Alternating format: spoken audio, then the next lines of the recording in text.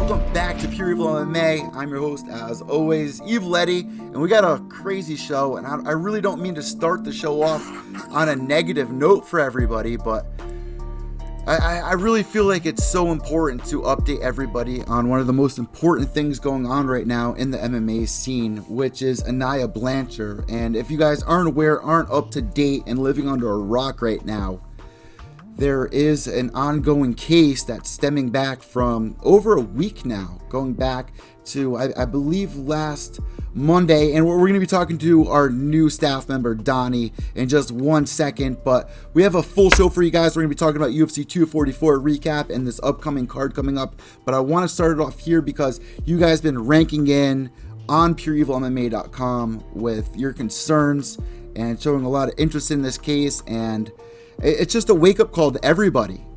It doesn't matter who you are, where you're from. This could happen anywhere, anytime, to anybody. And if you've been listening to the Pure Evil MMA podcast for a while now, you know that I can kind of relate to that. But I don't want to bring myself into this right now. What matters is Aniah Blanchard right now, and you guys can catch up on everything that's happened at PureEvilMMA.com because me and Donny are keeping everybody up. But Donny messaged me about, well, probably an hour and a half ago at this point because I'm having some internet issues. But Donny, welcome to Pure Evil MMA podcast. I want to jump right into the meat and potatoes of things. What is the update? Let's jump right into it. Let's consider that everybody knows what's going on. What is the latest update on the Aniah Blanchard case as of the 7th now of November? Okay, so obviously everyone knows that, before midnight on October 23rd, that's the last time Aniah Blanchard was seen, Walt Harris's stepdaughter. And today we found out that whilst, on the last video that was taken of her, there was a gentleman who was seen maybe following her around in the store. Let me stop you there, Donny. Donny, let me stop you there, because when you saw the original video, did you notice in the background, and you guys can go to PureEvilMMA.com right now and see the GIF, because I uploaded the GIF when that came out about 4 or 5 days ago. You could see this I believe it's this gentleman's feet in the background. And somebody commented on our website today wondering about if the police and FBI looked into the person that was in the convenience store. Can you confirm that's the same convenience store that the video on our site is from of this new suspect? Yeah, that is the video. Okay. That is the video. The last time that's the last time that she was known to be seen is that video, and this is the same exact video. All right, so so they have a person of interest. It's a black male. He's in his 20s.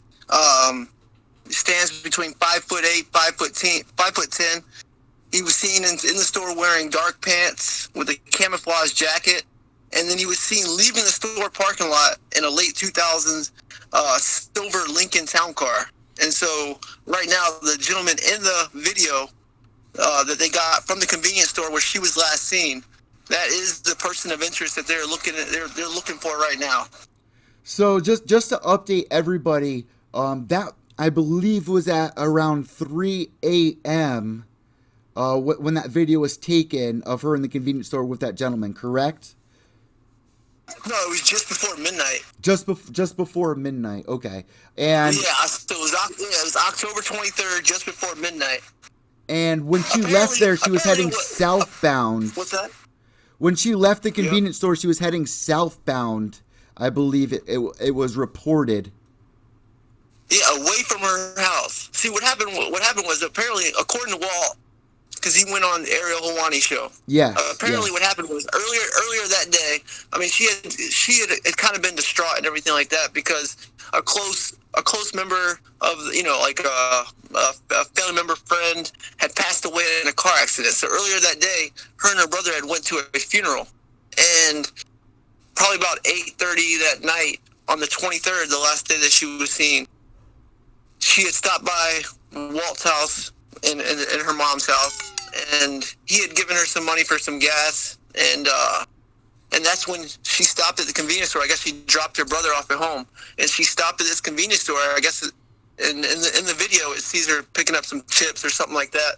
And when she left, they said that her car was heading in the opposite direction, and apparently she was supposed to be going home. Like, I think she had something that she had to do early the next day. Yeah, Walt said that she had priorities for the next morning, that she had to go babysit, exactly. And she's not the kind of person that would, dismiss an important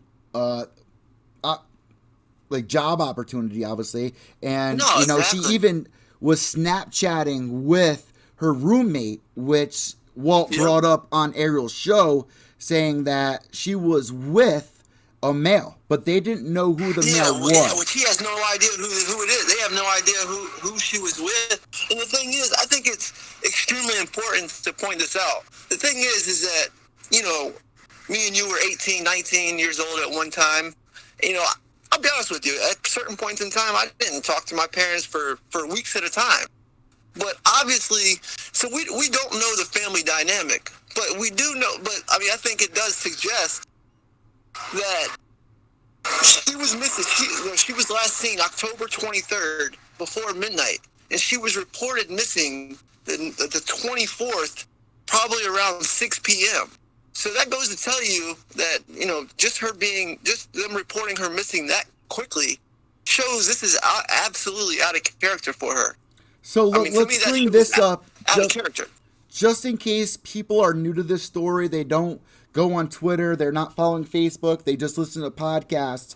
I do want to bring everybody up to date with the entire story of this case, and we really caught everybody up so far, but it was weird when this case first got brought out into the public eye, because when that video came out, they found the car as well in an abandoned parking lot inside a condominium complex, and it had damage to it. And at the time, they said there was no suspicious activity. In a totally different city. They found it in the capital city of Alabama, which is Montgomery. And obviously, she was in Auburn, Alabama, so it was in an adjacent city. And I don't understand why this apartment complex, they don't have video. There has to be video somewhere showing, who she was with, or if she was by herself. When the damage to the vehicle happened. It's just, to me, it's perplexing that they don't, the only thing they know is that she left the convenience store before midnight, driving opposite direction of home, and then all of a sudden her vehicle's found. And then what's even crazier to me is they find her vehicle, and it's like rookie 911 or something. They find her vehicle, and it's damaged. It's left in an abandoned complex, and they say they suspect no foul play. And then obviously, a couple days later, we find out that after a forensic examination, they do suspect foul play. But to find her vehicle damaged like that and abandoned like that, it's pretty weird. They would automatically assume that no foul play taking place, and obviously we found out differently now. Now, let me also bring this up, because I've always been a big advocate for feeling positive about the way that social media and these apps are heading. And even my iPhone, even to log into my iPhone or to accept a payment, I got to put my fingerprint on it. You open up Snapchat, it does the face analyzation. It does, face recognition, I guess it's called. And I'm down for that, because if I'm ever in a situation where Aniah's in currently, I would want them to be able to process the video camera. If they look at the video camera surveillance that they just released a couple hours ago, to Snapchat and say, does this match up? Does this face analysis match up to anybody that you guys have in your Snapchat profiles as a member over there? You know what I mean? Also, exactly. They brought up that there was DNA found in Aniah's car as well that's going into forensics. And if you guys watch Forensic Files, which I'm fascinated in, obviously. I'm me too. Here in Connecticut, one of the main guys, he's a Chinese guy that's on that show, teaches here in New Haven at UNH, University of New Haven. My mom wants to go into forensics. She works at Yale. It's so fascinating. Wow. You would think, like you said, that we would be, and I brought this up to you as well, we would be a little bit further ahead with technology going into 2020, that if somebody's dropping a car off, or even Walt said in the show with Ariel, that they don't even know what her car even hit to identify. Yeah, it's crazy. It's crazy. It's crazy. And it's been a week. Yeah. Like, there's really no puzzle pieces connecting yet. Yeah, I mean, we're on what? I mean, October 23rd. I mean, we're approaching like day 15, 16 now. I mean, it's crazy, man. It's crazy. Donnie, what was the actual day that you said that this was reported? Okay. October 23rd, before midnight, is the last time she was seen, which was on video. It was reported on October 24th. I remember Walt, he posted the alert maybe around 6 p.m., 7 p.m. on Twitter. So that's when she was reported missing. So like I said, to me, that speaks, I mean, we do not know the family dynamic. You know, we see Walt, and he seems like a great guy, great family, but we don't know the family dynamic. We don't know what's going on behind the scenes. But to me, it shows that this is out of character for her, for them to report her missing in such short fashion. I mean, you know, before midnight on the 23rd, she is last seen, and less than 24 hours later, already a missing persons report is filed for her.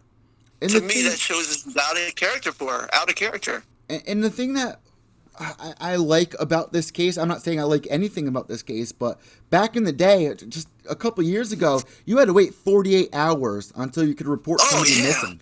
Those are the most important hours. And that's after that... Exactly, that's the most crucial time. That's the most crucial time. Exactly. And now it's been 2 weeks. But there are cases in the past of women that have been abducted for years. But that it's so rare, and it makes you even more and more nervous, even just to put yourself in the position of the family. Like, how do you go to sleep? Like, I remember, and our audience here at PureEvilMMA.com and Pure Evil MMA Podcast, and especially you, Donnie, which is another reason why I was really happy to bring you on. You know what it's like when you're in those situations where it's hard to swallow reality. And you can't even enjoy TV. You can't enjoy sports. You can't even sleep. No. It haunts you. No. Exactly, man. It's just even if you go to smile for a second, it's almost like you have to take back the smile. You feel bad for even smiling. I mean, it smacks you right back in the face. Reality smacks you right back. Exactly. It's nuts, man. I feel for him, man. To me, this really just shows this can happen. Like you were saying at the top of the show, this can happen to anyone, man. Anyone. You really need to count your blessings, and I feel like there's so many young children out there that aren't careful. I mean, we saw this in the case. I don't mean to bring this up, but it's just a dose of reality. Like Kim Kardashian a couple years ago got robbed because she was putting her location on social media, and after that, there was a big awareness going around saying, don't let your phone know where you are. When you post something, don't allow it to post where your exact location is.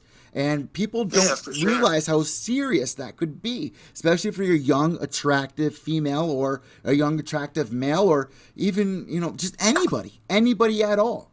It's a scary world, Yep.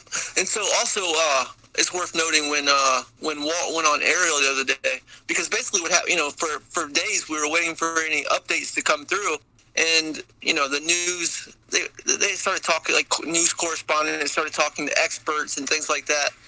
And there's this gentleman, he runs Texas Equisearch. It's a probably the largest search organization in the entire country, and I guess the day that Walt went on Ariel, he was having a meeting with that gentleman. I guess they're bringing him in, and he's an expert on this, because the thing is that you could walk right by her and not even know it's her. I mean, you really could, but there's certain things to look for, and they really need to be posting I mean, flyers everywhere, on every street corner, every building. I mean, it's just, no one just disappears off the face of the earth. I mean, someone has to know something. I guarantee someone saw something that night, and they may not even realize it was of any significance at all. But just the smallest little detail could be what cracks this entire case open. It could be what brings her home or brings closure to the family. And most importantly, I mean, obviously we hope for a positive resolution in this case. I mean, does it look likely? Most would say no. But at the very least, Walt and his family, they deserve closure in this case. And someone out there, they know something.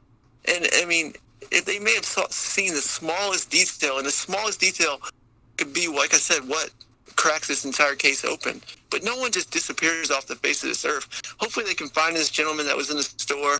It shouldn't be too hard to find him.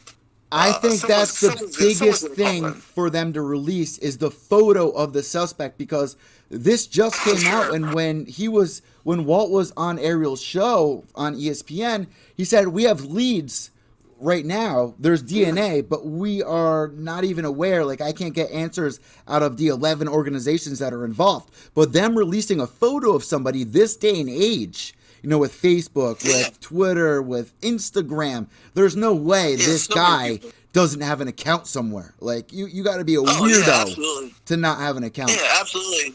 And he's also wearing, I mean, I like Vans, and stuff like that. But he's wearing he's wearing a jacket that he stands out pretty much in it. I mean, no, I don't see a lot of people walking around wearing. I mean, I see a lot of people wearing camouflage, but not a Vans camouflage jacket. I mean, it's pretty. I mean, that's a pretty. It sticks out. I mean, the guy's going to be found, and so hopefully he's what brings resolution to this case. I mean, he could be very important.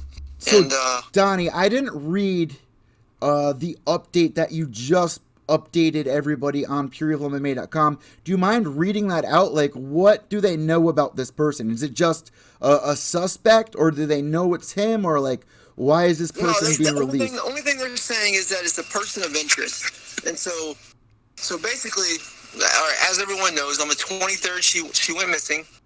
And then a short time ago, we learned that the Auburn police have identified a person of interest in this case. Police are asking for help in identifying a man who was seen on camera in the exact convenience store where Aniah Blanchard was last seen just before midnight on October 23rd. The person on surveillance footage is a black male between 20 and 30 years of age, stands between 5'8" to 5'10". He was seen wearing dark pants with dark colored shoes, a camouflage jacket. On the back of the jacket, it said Vans. The man was seen leaving the store parking lot area in a late 2000s silver or gray Lincoln Town Car. And then obviously, if anyone has any information, they can call the Auburn Police Department at 1334-501-3140. And right now, I mean, they obviously believe foul play was involved. I mean, the evidence in the car suggests that. And right now, that's all they know. I mean, they're just calling him a person of interest.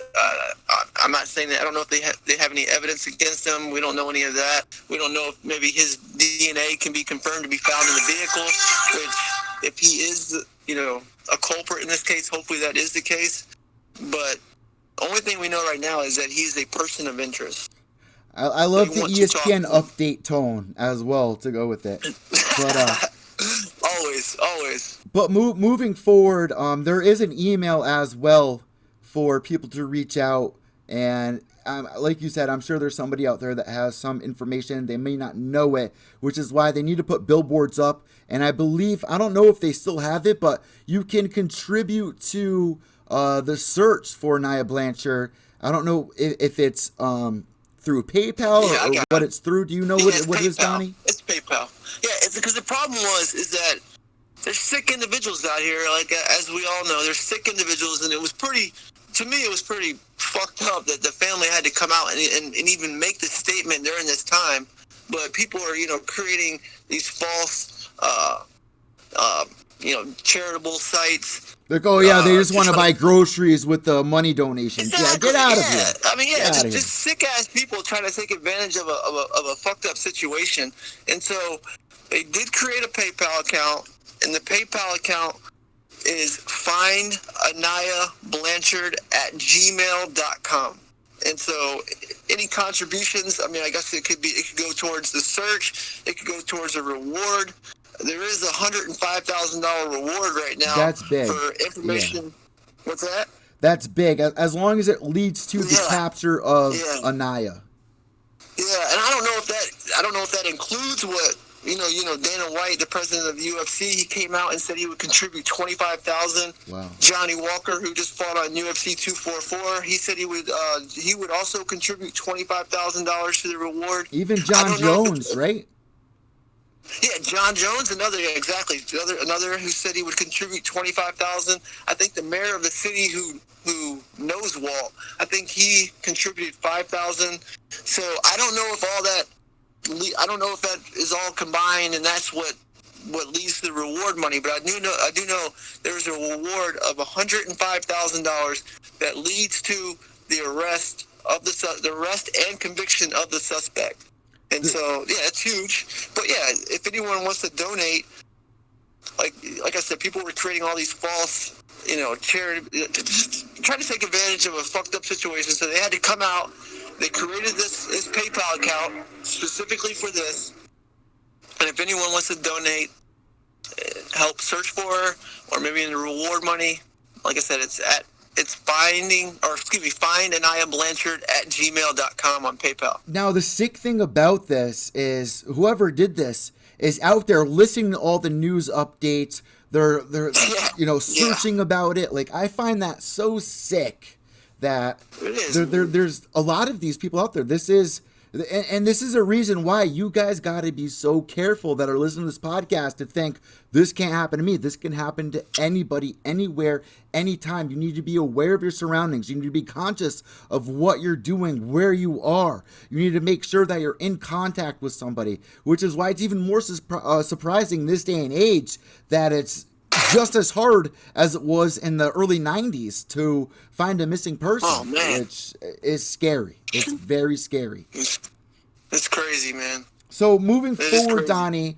I do want to let you go in a second. We're about 25 minutes into this podcast, but I do want to get your take on UFC 244 because tomorrow at 4 p.m. Eastern time, we have Shane Burgos coming on the podcast. And let's start right there. Who did you want Shane Burgos to match up with after this win, because I'm going to be asking him about this, and I just want to know why you think that would be a good fight for him. So what did you think about Shane Burgos' performance? Because this was a big win for him, and he's made a splash in the UFC, but he fell on hard times for a little bit, and this was a big pickup win for him. So why did you come to the conclusion that you did? It was a huge win.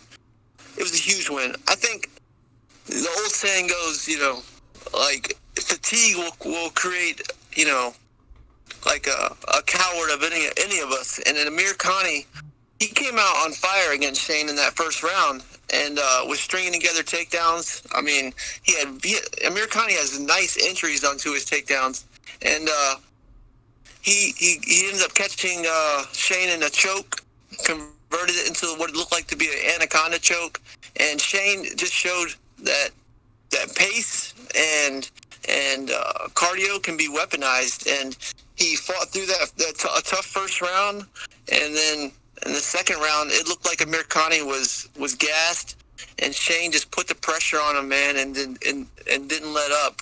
I mean, was hitting him with vicious body shots. Amir Khani turned into a panic wrestler, was trying to take Shane down again. Shane was stuffing the takedowns, ended up on top, just pounding the body, having him in a mounted crucifix. Amir Khani couldn't even protect himself and was just pounding him to the body, and then would get up. The referee would make Amir Khani stand up. Amir Khani was taking forever to stand up. I don't even know how the ref even... I mean, Keith Peterson does a great job. No nonsense, Keith. He does a great job, but I don't understand how he was giving Amir Khani so much time to lay on the ground and stand up. But yeah, Shane ended up finishing late in the third round. I mean, it was vicious, man. And Shane, he is a savage, and I mean, he's had some huge wins. I mean, he had a tough fight against Calvin Kattar, but now he's 4-1 in the UFC.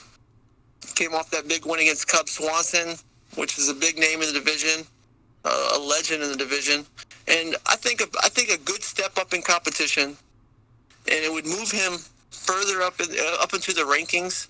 It's a guy that's well-rounded. He's a guy that's dangerous on the ground. He is coming off a few losses, but he's a big name in the division. He was a main event fighter. I want to see him fight Renato Moicano. I really think that would be a great matchup. I mean, Moicano, good jab, good leg kicks. Shane, the way his pressure, his pace, the way he gets in your face, I think he could cause problems for Moicano, and Moicano can cause problems for Shane on the ground. They both have great ground games. I mean, Tiger Schulman's, it's a great gym in New York, legendary gym, where Shane trains. There's a lot of guys that train there. Yeah. I mean, there was 3 on this past card with Lyman Good, Julio Arce, and Jimmy Rivera, another big name from that. Jimmy Rivera is another big name from that. Jimmy Rivera, he's fallen on hard times, but he's a great fighter. I mean, he's fought the who's who of the division, and we should see him back pretty soon. But yeah, we had there was three guys from Tiger Schulman's on that card the other night. Julio Arce, it's a great card when you have Julio Arce and Hakeem Dawodu opening the card, and that was a great fight. That was a great fight, and Julio Arce, he's a great fighter, but sometimes he can get sucked into other guys' game, and he did get sucked into Hakeem's game, and it was still a close fight. I mean, I thought Hakeem clearly won the fight. It shouldn't have been a split decision. Hakeem clearly won the fight, but it wasn't a blowout by any means. It was easy to score, but it wasn't a blowout. It was a great fight. And then Lyman Good, he had a tough. He's been rattled with injuries. I think since 2015, Lyman Good's only fought twice in one calendar year. Well, he also got suspended for a little while, if I remember correctly. Yeah, he got suspended, but he's also had a lot of injury problems. I mean, he's a former Bellator champ, but the last time he was able to fight twice in 1 year was 2015. And this year he's fought twice. He had a tough fight against Damian Maia. First time he had been finished in a fight, he got submitted by Damian Maia, but he had a big bounce back win against Chance Ringcounter.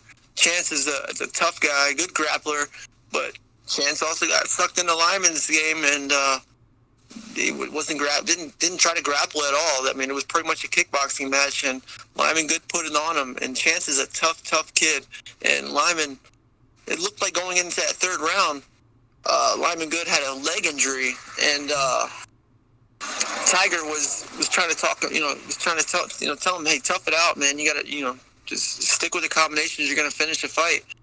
And he came out aggressive in the third round, and he closed the show. And so it was a 2-on-1 night, 2 wins, 1 loss for Tiger Schulman. So it was a good night for New York. And Mark Henry fighters had a good night. My guy Mark Henry, shout out to him. They had a good night with Corey Anderson. Oh man, a lot of people were shocked. That's my boy. I wasn't that shocked, man. Like, this is what we were all really waiting for. I'm gonna say I wasn't. I picked Corey to win. Of course, he's my boy, so I was nervous for him. But I didn't. I saw him winning by a decision. I thought that fight would be decided in the first 1 or 2 minutes. If Corey could stay safe, not get caught with anything flashy in the first 1 or 2 minutes of the fight, I thought he would be able to grind Johnny Walker out for a decision. Corey played Johnny Walker's game. He jumped the gun on Johnny Walker. Turned out, exactly. Turned out I was right. The fight was decided in the first 1 or 2 minutes, but it was just on the flip side. Corey Anderson ended up catching Johnny Walker and did not let him off the hook. And you got to realize this is a big learning lesson for Johnny Walker. It's not I say this a lot. Losing is an illusion. You don't lose until you give up. This is just a learning lesson. And when we look a year later, 2 years later, this is going to be huge for how Johnny Walker progresses. Because if he won this fight, everyone would be like, yeah, John Jones. No. This is the wake-up call. This is what he needed. Yeah. Definitely. I absolutely agree, man. The thing is that a lot of people are saying that the hype train has been derailed. No, I don't think that at all. Johnny Walker's he's a great Donnie, talent. let me ask you. Just because this loss, are you not excited to see Johnny Walker's next fight? I mean, come on. exactly. I'm more excited to see how he bounces back. Even more excited. Yeah, exactly. Exactly. I mean, it was the first. I mean, the only adversity this guy had seen in the octagon was hurting his shoulder during a celebration. Now, I mean, who knows? I mean, did the shoulder come into play? No, I'm not going to say it did, but I mean, I had question marks coming into the fight of whether his shoulder was 100% or whether it would play a factor. Obviously, it didn't play a factor in the fight. I mean, I think he needs to focus more in the octagon. Well, it goes both ways, though. Like, sometimes a loss like that, when you get embarrassed, when you have all this, yes men around you, or the hype train, it could crumble you. Look what it did to Ronda Rousey. Yeah. I'm not saying Johnny Walker's Ronda Rousey. No, you're right. But it can go of one of two ways. It just matters how you take it, which is why I say losing is an illusion. It really is. Well, see, I think Johnny Walker is proof. Is already proved that he can come back from adversity. I mean, all you have to do is dealt with it good. He's been finished. He's been finished. He's been knocked out before on the regional scene. Early in his career. Yes. Exactly. Yeah. So he's been knocked out early in his career, and he proved he can come back from adversity. To me, I think this just shows. I mean, it's going to show what kind of fighter he is. I think he can come back from this. I mean, to me, Corey Anderson needed this win. Johnny Walker is going to be fine. And he has so much talent. I mean, the kid is. He could afford the loss more than Corey. Yeah, exactly. Yeah. He can afford a loss. I mean, it was a big spot to lose in. I'm happy for Corey, though. I'm very happy for Corey. Obviously, I didn't see it going down that way. Who did you have on your article for Corey Anderson with your matchmaking? Who do you want to see Corey face next? Well, see, it's kind of changed a little bit, because the thing is, I do believe Corey deserves a title shot, but I honestly don't think that he deserves it over Reyes. I think Reyes has been putting in work. Dominic Reyes has been putting in a little bit more work. He's been more active. Corey's been out a little bit, so I think Dominic Reyes is going to get the next title shot against John Jones. Corey Anderson even came out and said that Dominic Reyes deserves a shot. But then there's been some beef between Anthony Lionheart Smith and Corey Anderson. And Anthony Lionheart, he had some choice words for Corey. Oh, mud on. All right, hold on. Ay. My phone just died. Of course it just died. Of course my phone just died. Let me charge this back up so we can get Donnie back in here. That's so annoying. Why does that keep happening? All right, but I want to jump into the meat and potatoes right now. We're going to call Donnie back in just a second here. Nate Diaz versus Jorge Masvidal. Going into this fight, I really do think it's a little corny, the direction the UFC headed here with the BMF title. I was really surprised that Dana was down with it. But with the WME IMG era going down in the past couple of years, I guess I'm really not that surprised, or I shouldn't be that surprised, or I guess this is what we should have expected at this point, because they are an entertainment business, and this is what the big heads over there would probably try to lean towards, even though the diehards like us that have been watching since the 90s, the early 2000s, try to shy away from that. We don't want the flashy walkouts, even though UFC 189, I mean, I say this all the time on my Twitter, that I want to see more of that. Like, if there's a big fight coming down, like this BMF title, I would have loved to see, obviously Tupac's gone, but if Tupac was still around, or somebody that Nate wants to walk out to, perform live, or Masvidal come out to somebody live. It would have been a great night for it. I'd rather have that than having The Rock present the title, because The Rock had, the big heads behind him pushing out his movie that he's making about the Smashing Machine, Mark Kerr, which I was a little surprised that a lot of people didn't know who that was. And if you don't know who that is, go watch the documentary. I believe it's called the Smashing Machine. I haven't watched it in a couple of years now, but it's going to bring you into the eyes of somebody that is so relatable, especially The Rock. I don't know if he's playing Mark Kerr, but I feel like he could do it a lot of justice, even if he's not playing, because he's lived the life. Even if it's not real combat sport, the WWF, WWE, like, he knows what the road life is like. He's met with a bunch of fighters. He's met with a bunch of wrestlers that have gone through, like the movie The Wrestler. I think that did an amazing job showing the dark side of the glamorous life that we all think these guys have. Which is why it's so sad to see the Reebok deal come into play with the UFC. I mean, these guys are not getting paid much money. There's a lot of these fighters that go into the UFC, they think they finally made it, life's going to be good, and it's very short-lived, and they don't make much money at all. I spoke with a fighter, I'm not going to throw him under the bus, a couple of days ago, saying that the Reebok deal was a big reason why he wanted to leave the UFC, because he went from making thousands of dollars to, I think he said, 70% less than what he was making at the time. And you can go back to my Twitter page and see who said this, but that's sad, man. Like, Reebok, if you go into a Reebok, they don't even have the UFC fight kits in the store at the mall. If I'm a fight fan, if I, say for instance, I'm new, I just got into fighting this year, this was my first fight, the BMF title, oh yeah, oh, Reebok is the sponsors, I'm going to go to the Reebok at the mall down the road, and I want a Diaz fight kit. You go in there and say, what? No, we don't got that. You got to order that online. You order it online, the name's not even spelled correctly. Let me see if we can get Donnie back in here. Hey, we got 3%. Hold on one second here, guys. Let me try to get Donnie back in. I really don't want this phone to die again. Wait, do I have internet now? It's saying apparently I have internet, but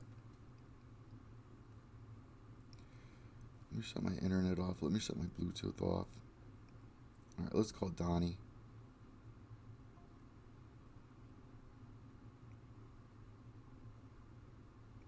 See if we can get in here.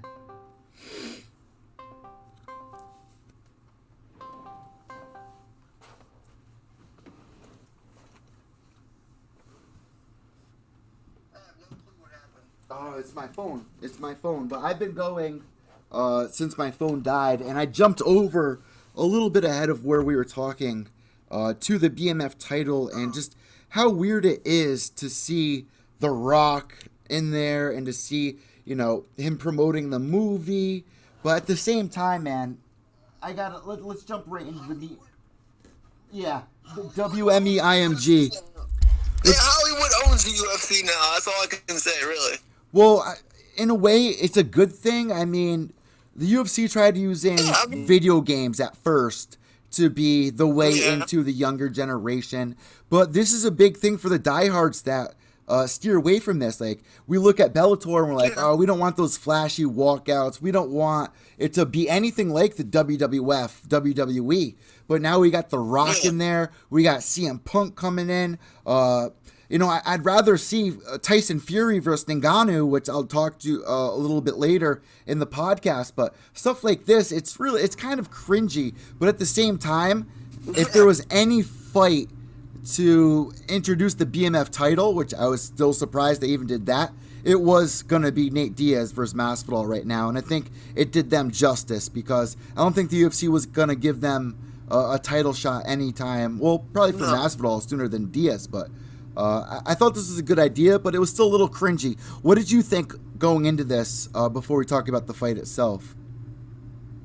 I thought it was a little bit cringy too, but obviously, I mean, this sport has saved my life. This sport is everything to me. True. And it brings eyes to the sport, and the health of the sport is the most important thing. It helps you, it helps me, and it helps the fighters. Yeah. Exactly. Yeah, it helps the fighters, and it helps bring eyes to the sport and the health of the sport. I mean, I think it's one small sacrifice for the greater good, to be honest with you. That. I mean, I like what you just said there, because there's no way, even if you don't like that The Rock was going to be in it, or the BMF title or the way the title looked, there's no way you didn't wake up that morning excited as hell to watch that fight. Exactly. I mean, I guarantee it's going to be the number one selling pay-per-view of the year. I mean, obviously on ESPN Plus platform now, the pay-per-views, they're not selling like they were when you could just click a button on your TV. But it's still going to be the number one selling pay-per-view of the year. It was a packed card, a great card. And that reminds me as well, we have a new article coming out tomorrow of the Pure EVil MMA staff of our favorite fight so far of 2019. So go check that out, pureevilmma.com. What did you think about the fight itself? Because, man, let's start from the first couple of seconds of that fight. I mean, you had Masvidal run out, pretend like he was going to do the flying knee. Diaz was like, I want nothing to do with that. Ran the opposite direction. And it just seemed like Masvidal was having fun. He was so accurate, and he was just piecing Diaz up. But I feel like the biggest argument here that I think that you can do justice for is that, you know, the Diaz fans out there that were like, you know, upset with the doctor call, which I'll admit I was a little baffled at the time. But when I noticed how deep it was, I was like, all right, I agree with the doctor. But they were like, oh yeah, Diaz was just getting warmed up. What do you have to say to the people that are saying Diaz was just getting warmed up? What do you got to say to that, Donnie? Okay, the thing is that what gets me is that, okay, obviously it's MMA. Anything can happen. Okay, obviously, could Diaz have finished Masvidal in the 4th or 5th? Of course, anything can happen. Slim chance. But what was getting me is that everyone was saying Diaz always comes on in the 4th and 5th round. Well, to me, that they're using history to support that argument, and the history is not there. Diaz has lost just as many 4th rounds as he's won. He's lost every 5th round he's been in, and he's never had a finish past the 3rd round. So don't use history to support your argument that Diaz always comes on. And then I saw people saying that Masvidal was huffing and puffing and getting tired. I didn't see that at all. I did not see that either. I didn't see that. The thing is, to me, Diaz wasn't making him work hard enough to get tired. I mean, everything he was throwing was landing. He didn't have to go. He didn't have to run around or I mean, there was some clinching and here and there, but for the most part, I mean, he didn't have to search hard to find Diaz. Everything he was throwing was landing. Well, Donnie, let me throw this at you. To kind of play the devil's advocate. That 3rd round, I think, was probably the best round as a whole, especially the way that round ended. But I do feel like, and Michael Chandler tweeted this out as well, and I'll pull that up in the edited version of this podcast. And if you're listening to the audio version here on iTunes, Podbean, Stitcher, or Spotify, go to our YouTube channel or on Facebook, and you can see Michael Chandler's tweet right now. He said it kind of felt a little fishy, like these two had it playing. Like he felt like Masvidal could have finished Diaz if he wanted to, but was kind of riding it out. And I picked that up, especially at the end of the 3rd round, where it seemed like Diaz was saying something to him, and Masvidal allowed him to start, you know, kind of teeing off, and then Masvidal landed a couple of brutal elbows. I'm not saying Masvidal was holding back, but I feel like they were dragging it out for entertainment purposes. Did you feel like that at any point in this fight? I mean, in hindsight, I mean, at the time I didn't. At the time, I really didn't feel that way. But looking back on it in hindsight, yeah, I mean, Masvidal seemed to be having a great time in there. It seemed to me like he didn't want the fight to end. He seemed like he was having a great time. It was like he was on the Wheel of Fortune or something. He was like, I don't want my, you know what I mean? Like, he just wanted to ride it out. Like. Exactly.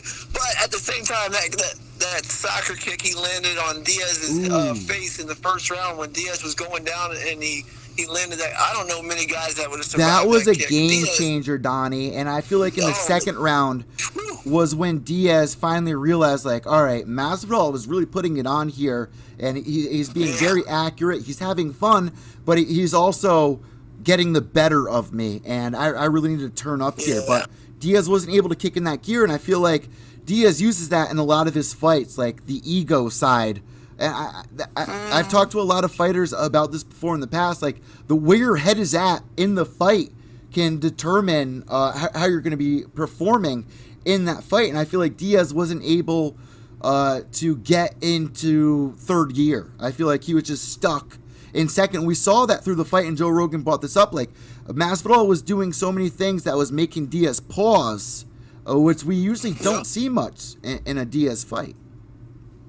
He was just much faster than Diaz. And to me, also, I mean, Diaz's style has changed a lot. Diaz, now he wants to get in these close clinch exchanges. Back when he was like fighting at his best, like against Michael Johnson. I mean, let's be honest. Nate Diaz has never been the most talented fighter. I mean, he's won, you know, his UFC record. I mean, he's won a couple more fights than he's lost. But you know, he's an enigma. He's very durable. He's a durable fighter. He's extremely durable. He's always going to bring it. He's never pulled out of a fight. He's real. He's going to tell you what's on his mind. I mean, but the thing is back when he was fighting Michael Johnson, he was fighting at range. He was putting pace on guys, but he was fighting at range. His boxing was extremely crisp. Now it just seems like he's just going in, reaching with his hands down, just reaching, trying to get into clinch exchanges, and not using he didn't use his reach or his length at all. And he was just letting Masvidal pretty much just walk him down and tee off on him. And, I mean, it was almost like he was trying to, like, play a rope-a-dope. I don't know. Like, maybe letting Masvidal beat his ass so bad that he gets tired. But I just wasn't seeing it, and I just think the fight was gonna keep going the way it was. And can I ask you what you had it scored as? I just didn't see it going back. I didn't see it going good for Diaz. I mean, Diaz put up a valiant effort. He's a tough. I mean, he may not be the bad motherfucker, but he is definitely the toughest motherfucker. Yeah, I agree. He's definitely somebody you would want in your corner. But let me ask you, what did you have it scored going that fourth round before the doctor called it off?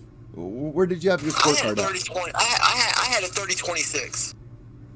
I gotta agree. I had it scored the same way. I had it 30-20. I had it 30-26. I had 2 10-8 rounds, and then, or no, excuse me.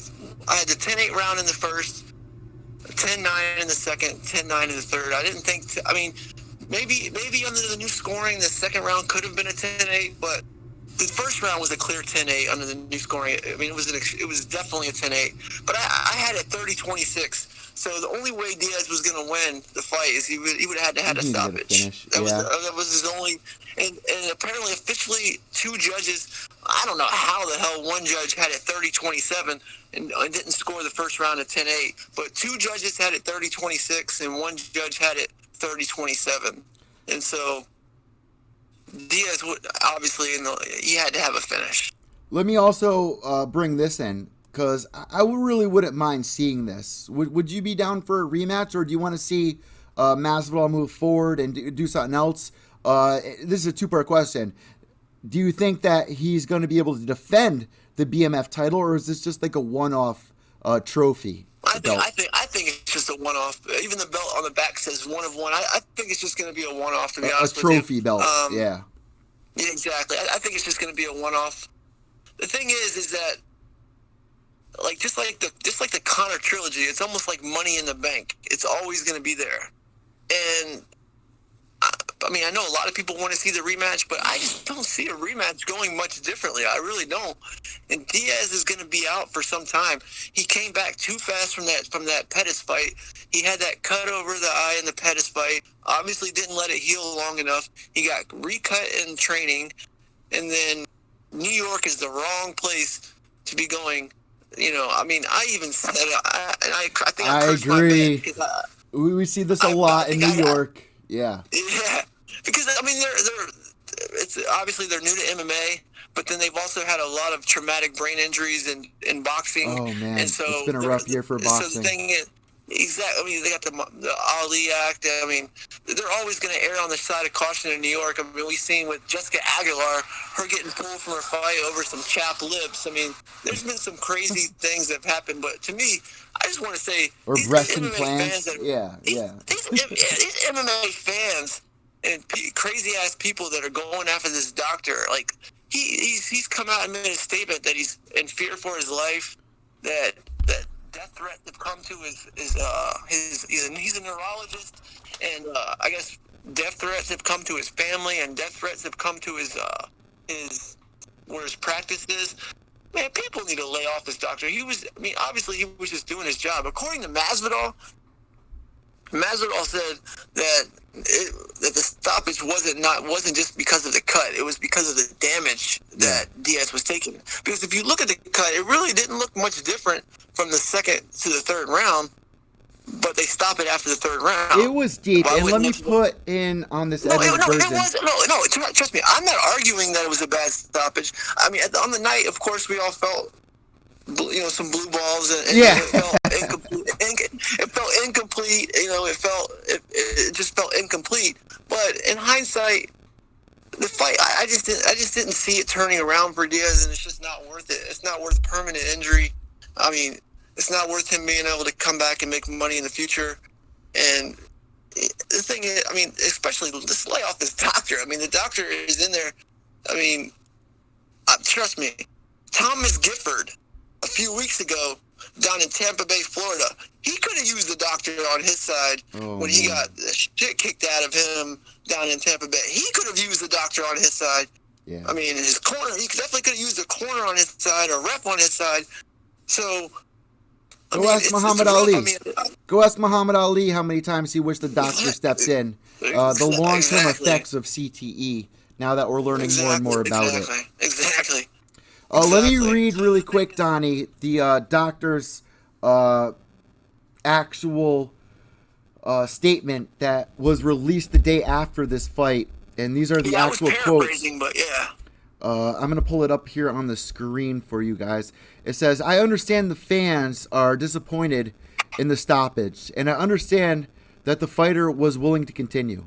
But as a medical professional whose job it is to give an unbiased and objective assessment, it is simply clear to me that there was no way Jeffrey Epstein killed himself. What the fuck?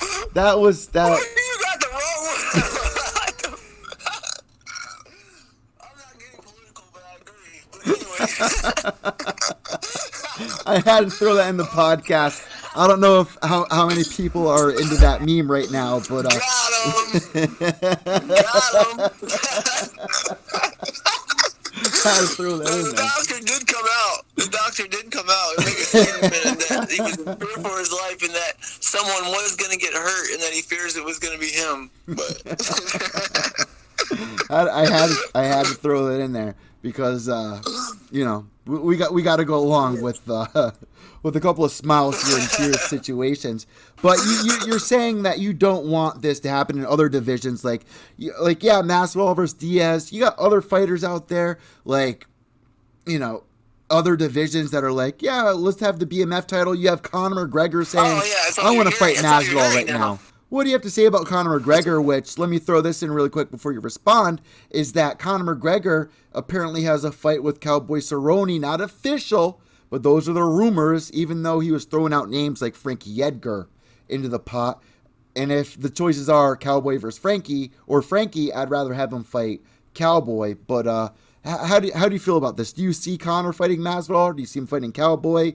Do you think that the BMF title is going to be in different weight classes? How do you feel about all this right now? Where's your head at?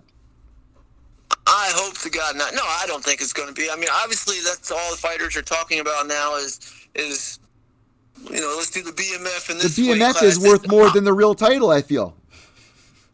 Yeah, according to Dana White, it costs more than the real title. It was like $50,000 to have it made. They're gonna wear gloves for the BMF title, but not the real title. Whatever with the real title. Right? Come on. I know, crazy man. I'm like, no matter where this title goes, it's either gonna have some cocaine residue on it pretty soon, or some marijuana residue on it pretty soon. So Dana White's sitting there looking like a magician, freaking holding the belt with these white gloves on. But the thing is with Conor, listen, I'm happy if Cowboy gets the fight, and that's what is trending in that direction. It's apparently, according to Dana White, Adi Attar, who is Conor's manager, he was on the Ariel Helwani show, and obviously they're looking at Cowboy Cerrone. He's saying that he prefers it to be Cowboy. He would like a Cowboy fight. Yeah, he prefers it. He prefers it from a business standpoint. Yeah. I guess, what Cowboy did coming out and putting the Budweiser next to the proper 12, that was a great marketing. And we have an article about that if you guys want to read it at pureevilmma.com of that tweet when it came out. It came out at like 7 a.m. I was at the beach. It was so weird how it happened. I was at the beach watching the sunrise, and here's Cowboy posting pictures of alcohol. I was like, oh, well, that's perfect. Let's get this up on the site. Yeah. Yeah. But no, it was great. It was a great marketing tool. Me personally, listen, I'm happy for Cowboy, but to me, Cowboy is a UFC fight night main event fighter. I'm happy he's going to get his big paycheck. But me personally, I think for this division, it's important that Justin Gaethje gets a big fight. Ooh. Justin Gaethje's sitting at number 4. He's coming off 3 straight first-round knockout wins. Oh, my Obviously, boy. it's trending like we're going to have Khabib Tony finally. And then you have Dustin Poirier sitting at number 2. Not sure what's going to happen with him. But maybe him and Justin can have a rematch. I don't know. But to me personally, I would much rather see Conor come back number 3 and fight number 4, Justin Gaethje. I think it would give a lot of clarity to the division. I think Justin deserves a big fight. And to me, that's what I would prefer. But Cowboy's my boy, and I don't mind him getting a big fight. I mean, he's been teased with this fight on numerous occasions. I just think Cowboy can fight anyone, and it'll be a big fight. Obviously, it's not going to be his biggest fight in Conor, but Cowboy's a draw. He's a star, and I just think it's a big fight with Justin, but it also provides clarity to the division. I don't know how Conor's still ranked number 3. I'm not going to go down that rabbit hole, but all I know is that we need some clarity to this division. This division has been clogged up and been held up for so long. Conor has been a main contributor to that. Then obviously Khabib's suspension, he came back and he defended his belt. But Justin has earned a big fight, and with Conor fighting, if it's true that he's going to fight Cowboy on January 18th, I don't know where Justin goes from here.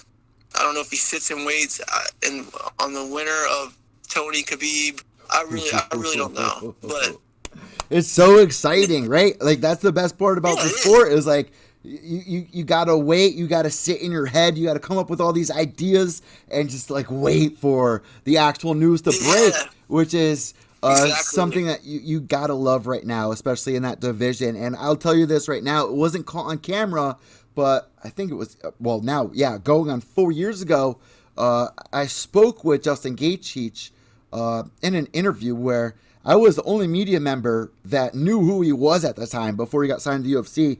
He was currently the World Series of Fighting champion. We were backstage. Josh Copeland was getting medically stitched up at the time, and all the media members were waiting backstage. And there's Justin Gaethje next to me, and I'm like, Justin, let me get an interview with you real quick. I had my camera guy with me from broadcasting school that I hired, and I did an interview with him. And I asked him, I said, you got all these promotions wanting to sign you. Are you looking to move up? He said, well, what's moving up in MMA? And I looked at him like, well, isn't the UFC moving up in MMA? He says, no. He says, moving up in MMA is making a paycheck.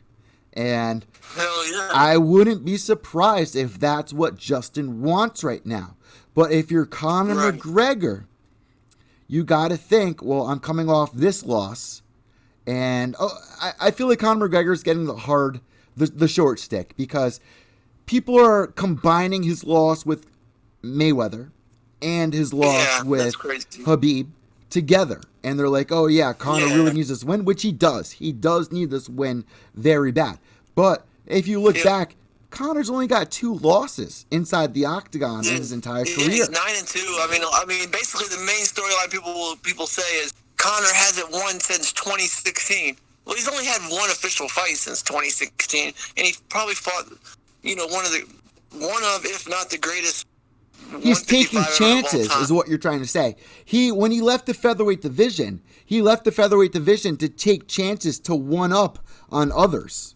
Like he's trying to reach further and beyond what he thinks or what others think they're capable of doing, and trying to prove to them that they can do it if they believe in themselves, which is why Conor was such a big star, which is why Conor had so many people backing him, because they saw him coming from welfare and turning his life around. And then he turned into kind of the villain. He really did. And that's his own fault for doing that, which is why people were starting to root for Khabib, which is why, people were rooting for Diaz, which I got to say this, Masvidal's performance was what I expected Conor to do to Diaz in that first fight, but it didn't happen. Well, let me bring this up. I think Conor McGregor, if he's smart, you got to realize being active has an advantage. Khabib was very active. I'm not saying Mayweather was very active, but that was also something very new to Conor McGregor. And something that we saw in Conor changing from mixed martial arts to boxing is that he let go of his being loose, being free. And I know there's a lot of people out there that hated on Ido Portal, which was his movement coach. The movement coach. Yeah. But I feel like that actually did help him in some ways. But then he fired him because everyone was getting on his case saying this guy's full of shit. He went on Rogan and touch butt in the park. Yeah, stuff like that. And Conor fed into it and he believed it. But I think Conor did better studying that, and we even saw that when Conor had his teammates get interviewed about when he got injured early in his career, and how he was able to take some time off and actually study tape, and not just study tapes of fights, but study tapes of animal fights and the freedom of movement with that. And I thought that was so interesting at the time. Look how fast he came back from that. Like when he tore his ACL against Max Holloway, he had taken Max Holloway down, and Max had his leg tied up. He was trying to split the guard of Max Holloway, and he pulled his leg out wrong, and he tore his ACL. Yeah. And look how fast he came back from that. I mean, maybe that movement and all that rehab, the movement that he does, he came back extremely quick from it. And I don't know if all that played into it, but I'm sure it didn't hurt. Well, here's another thing that I got to bring up, though. I remember when he fought Eddie Alvarez, or excuse me, even when he came in against Jose Aldo. That was like the first thing that Joe Rogan and them had commented on. And, sometimes people, Joe Rogan can be a little bit exaggerative, but I actually think it's true. When Jose Aldo walked in, he looked extremely nervous. He was looking down, and Conor was just as loose as could be. I mean, he just looked like he was worry-free, carefree. His body was just, he was just everything was just, he was just loose. And the thing is, my problem is that his style is all about precision and timing. And, which obviously we know the quote, but it really is. It's precision and timing, and I think he was at his best when he was active, and I just don't know with these layoffs if the timing and the precision is going to be affected. Well, you also got to realize that he was trying to study boxing as well, which I brought up before. Which since he started doing that, he's been a little bit more flat-footed. Exactly. You're absolutely right. I've looked at some of his sparring footage. Which you do, just to update everybody, in case it's their first time hearing you, and don't follow you on Twitter, which we'll have your tag pop up right here. You study hours of fight footage a day, correct? Oh, yeah. Since losing my father, man, it's the biggest thing in my life is MMA, and I study fight footage. I bet on MMA. I'm not going to advocate for gambling, but it's something I do. I look at it more of an investment, though. But the thing is that I love studying fight footage. It's my biggest hobby. It excites you. It makes you feel alive. Yeah, it makes me feel alive. It occupies my mind, keeps my mind from focusing on negative things. And yeah, just looking at Conor after that boxing match, you're right. Much more flat-footed, plodding forward.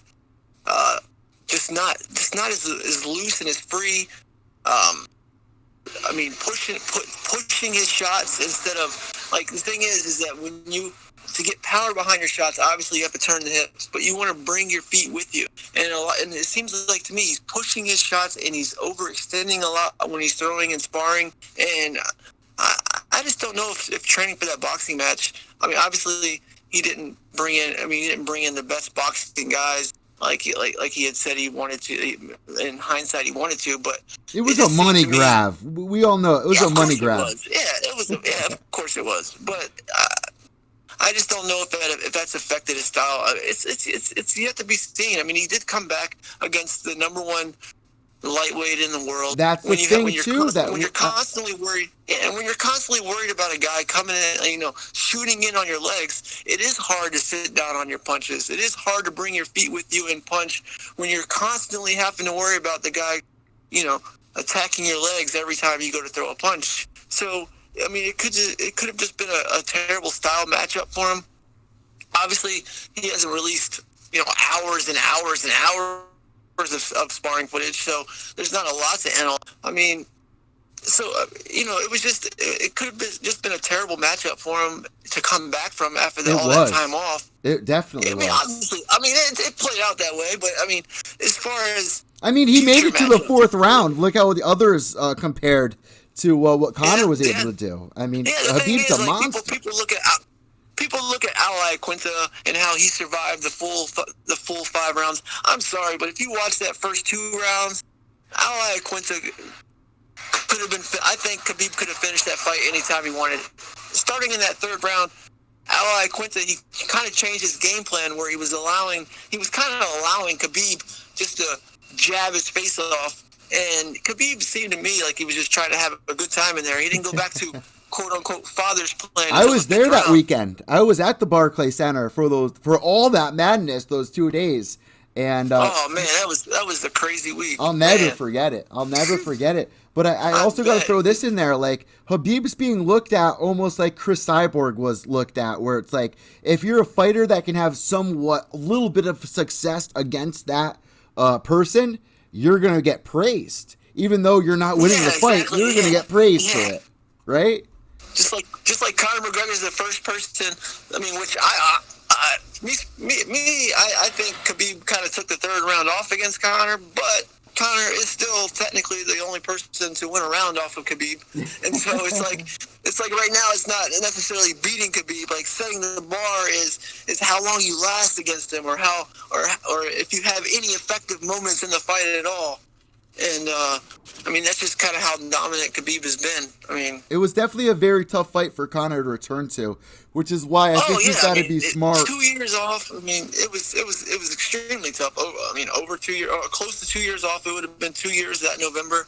I mean, it was an extremely tough fight to come back from, and he was extremely defensive. I mean, opening that first round, he did a great job. I mean, he was pressuring Khabib. He had him up against the fence. And for some reason, you don't want to see a rematch, though, right? You don't want to see a rematch with Khabib next, right? No. I mean, obviously, we know business is what matters, and that's probably the biggest fight still that the UFC can make. But no, I don't want to see a rematch right now. Hell, I'd rather watch if Tony Ferguson was to fight Khabib and lose. I'd rather watch Conor McGregor fight the loser of that fight, fight Tony Ferguson rather than get a title shot.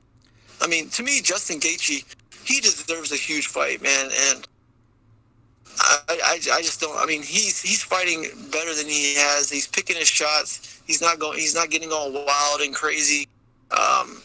Not showing up and not just showing up with these 4-ounce gloves in front of his face like they're boxing gloves and walking forward and allowing shots to go around the side of his guard and just walking guys down.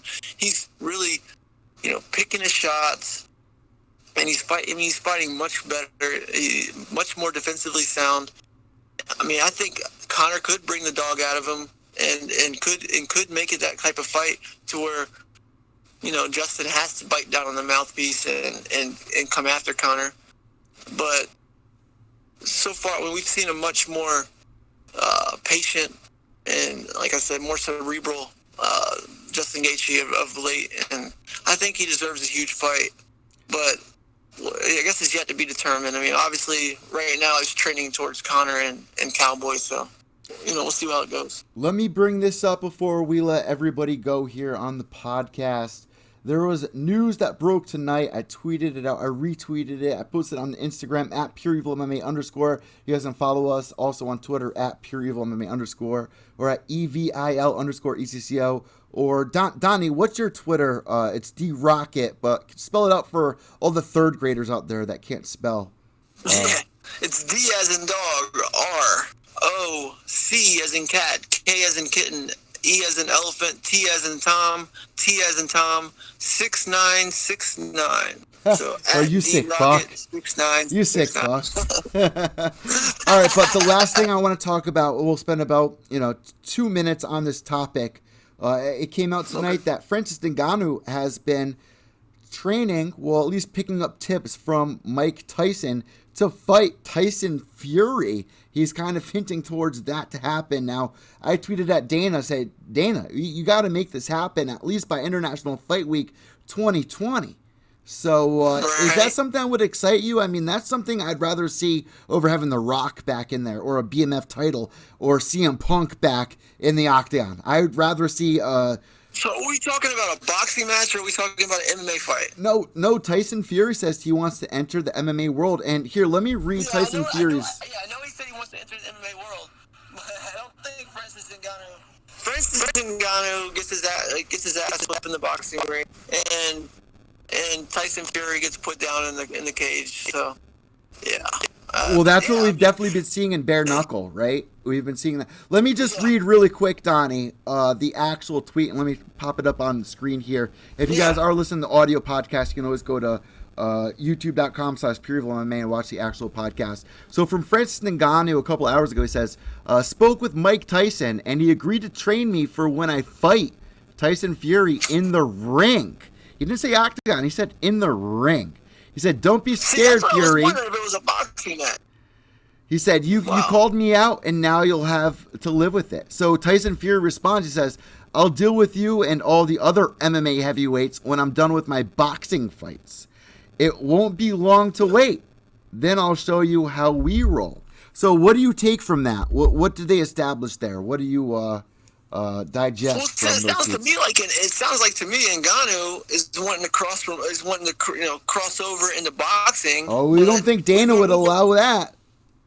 No, but the thing is with Tyson Fury, we've already heard interviews from him saying that within the next year he wants to make his MMA debut. Yes. So it sounds like to me they're like on two different levels. It sounds like they're gonna do a little bare knuckle boxing or something like a hybrid or something like a hybrid or something, because Ngannou sounds like he wants to get in the ring. And it's sounding like it's trending as far as Valor Tyson Fury BK4. Look out for it. Because Tyson Fury actually came out and said that he was going to go train with Conor McGregor. Oh, come on. Yeah, exactly. So he says he was going to go train with Conor McGregor. I'm thinking when myself, featherweights train heavyweights. Yeah, let's go. Exactly. Like the thing is, someone brought up a good point. Like the thing is like when I go to the gym, like, some of the small guys, man, they'll fuck me up, dude. So, like, I'm not saying you can't learn technique. Just look at UFC 1, the very first fight. Yeah. I'm not saying you can't learn technique. But the thing is, SBG, I don't know if Tyson might lose cardio going and working there. But, no. The thing is that I think he needs to go somewhere like AKA or maybe American Top Team where they have a ton. Or maybe even go train with Stipe Miocic. I mean, if he's going to get into the MMA world, I'm not saying you can't get some techniques from Conor. Imagine if Tyson Fury comes over and wrestles Francis. Oh, my God. He starts training with, like, Jordan Burroughs. And yeah, that would be great.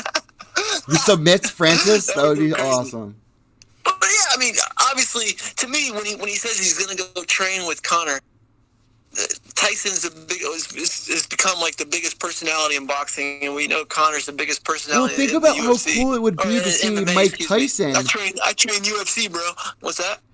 Think about how cool it would be to see Mike Tyson in the corner of Francis in the UFC, in the octagon, coaching him during the Tyson Fury fight. And yeah, maybe see, Conor in the corner, or, Habib in the corner of France. You know what I mean? Or Tyson Fury. Yeah. Like, that would be badass. Yeah. Or DC in the corner of Tyson. Yeah. That would be cool. I'd rather see that than another BMF title. Like, that would make sense. That would excite fight fans, period. You know what I mean? Like, I'd be down with that. So let us know what you guys think on PureEvilMMA.com, and also on our Twitter and Instagram, both at PureEvilMMA_. Donnie, I want to thank you so much for joining us here on the first podcast I think you've ever done here, period, but especially here on PureEvilMMA.com. And for all the new listeners out there, subscribe down below here on YouTube, Podbean, Stitcher, Spotify, Podomatic, Player FM, Megaphone, wherever you're tuning in right now, and stay tuned for the next episode, which will be with my co-host James Nick Sweeney from Ultimate Fighter Season 10, first pick for Team Rashad, alongside Brandon Schaub, Roy Nelson, Kimbo Slice, Justin Wren, the best season of the Ultimate Fighter ever, and hear what he has to say about the BMF title and all the latest MMA news going around right now. So Donnie, before we let you go, where can people find you on social media? Between Twitter, do you have Instagram? Like, where can people find you? Because you've been pumping out some amazing work here on the website at PureEvilMMA.com. And my phone died again on Donnie. Oh my God. You guys can follow Donny Rockett at DROCKETT. That's twice. This is crazy. So let me do Donnie some jump. Oh my God. Perfect timing, though, for that to happen. Matter of fact, yesterday I was doing an interview with Joaquin Hag. It was an upcoming title fight in Muay Thai, and my phone died at the very end of our interview on Instagram. And if that happens on Instagram Live, it doesn't save the interview. So we lost that. I'm going to have to do that all over again. But follow our boy Donnie, who's the newest member of PureEvilMMA.com, and make sure to stay up to date on the Aniah Blanchard case, and we were going to keep you updated on all the new... It's so upsetting. Like, go from what we were just talking about, going back to where the show started. It's so upsetting, and if you can just put yourself in the shoes of that family, of somebody that you love, somebody that you raised, somebody that you made, somebody that you showed the world to, and them being taken from you and not have the answers or not know what happened to them, and to see them just hours before.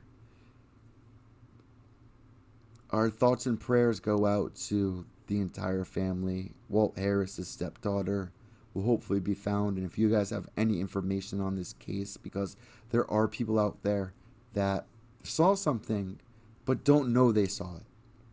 So the more we can share this story and retweet and share the news articles, and I saw about 2,000 people noticed the story at PureEvilMMA.com and been following up on all the latest updates. Well, now there's an actual photo of the suspect, the prime suspect, and the Aniah Blanchard case, which you need to retweet right now. I will be posting it on my Twitter page. Copy that photo, post it on your Instagram, post it on your Facebook, post it everywhere. Print the photo out. I'm gonna print the photo out, post it here in my city, even though we're some ways you don't know, because there is no way this person doesn't have an Instagram. There's no way this person doesn't have friends. There's no way this person doesn't have social media somewhere, and that somebody's gonna notice them, and that there's somebody out there right now that has the answers to this case that can help find Aniah, and hopefully she'll be brought home safe. So our thoughts and prayers go out to her.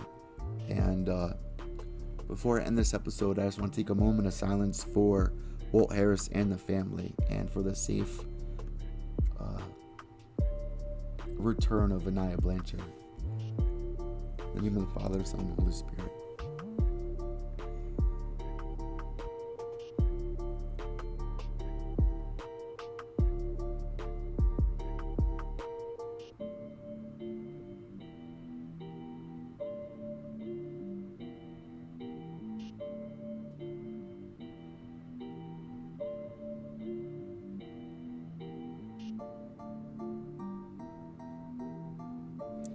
Just put yourself in that family's shoes and know that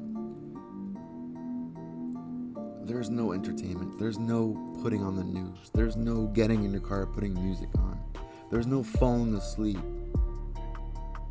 I've lost people I've loved in my life, and Donnie's lost people in his life that he's loved, but we can't even fathom what it must be like to have somebody taken away in that manner.